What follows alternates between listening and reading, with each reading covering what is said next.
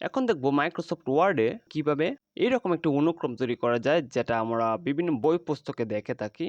অনেকে আবার ইনসার্টের smart art ব্লকগুলো দিয়ে আঁকার চেষ্টা করে, কিন্তু এটি অনেক বোকামি। আমরা কাস্টম ব্লক তৈরি করা শিখি। এর জন্য ইনসার্ট মেনু হতে শেপে গিয়ে জাস্ট এই টেক্সট শেপটি নিয়ে নিই। যদি টেক্সট সাইজ বাড়ানোর দরকার হয়, এর হতে সাইজটা বাড়িয়ে নেব। এখন আমরা প্রথম ব্লগে যা লিখার তা লিখতে পারি। ওকে, আমি কম্পিউটার লিখছি। এবার ডিজাইন মেনু হতে এই শেপের ফিল কালারটি সিলেক্ট করে নিই এবং চাইলে একানো হাতে শেপের কাঠামোটা পরিবর্তন করতে পারি। আমি রাউন্ড রেক্টেঙ্গেল রাখছি।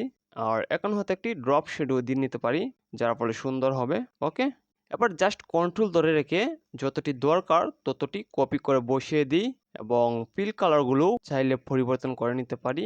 দেন আমরা তথ্যগুলো লিখতে পারি গুছিয়ে। আমি লিখে নিচ্ছি। এবার পুনরায় আমরা শেপ মেনু হতে এই এরো শেপ নিয়ে ঠিক এরকমভাবে ব্লকগুলোর অনুক্রম দেখিয়ে দিতে পারি, যাতে অনুক্রমগুলো বোঝা যায়। জাস্ট কন্ট্রোল ধরে রেখে মাউস দিয়ে কপি করে করে বসিয়ে দিবেন। এই তো আমাদের অনুক্রম হয়ে গেল। তো এভাবে চাইলে একটি অনুক্রম তৈরি করতে পারি। আর এরকম আরও গুরুত্বপূর্ণ আইডিয়া পেতে প্রতিদিনের ভিডিও মিস করবেন না। ধন্যবাদ।